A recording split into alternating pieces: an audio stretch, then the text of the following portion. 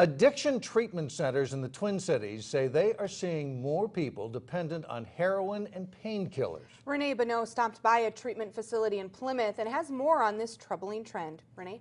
Jen and Mike, the State Department of Human Services released a report this week stating 1 in 5 people admitted to treatment centers in 2011 sought help for addiction to heroin or other opiates.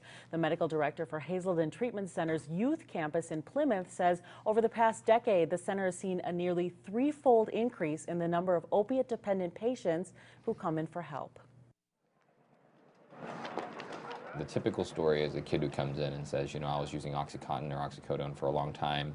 I never thought I'd use heroin. I never thought I'd inject, and then I crossed that line when I was desperate. Dr. Joe Lee says many people turn to heroin when they can no longer get a hold of or afford prescription medication. Heroin comes into the picture when you're an addict. Heroin is cheaper and widely available. One of the things I predict in the future, though, is that as the availability of heroin goes up, the lag time that you'll see between kids using prescription drugs to heroin is going to shorten.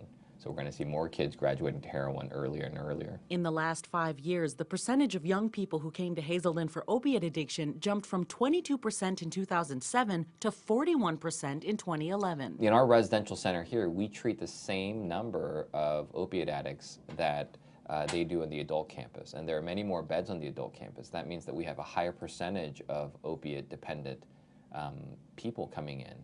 So it really is a problem that starts with young people. We have to talk to young people, educate them, get them help as soon as possible.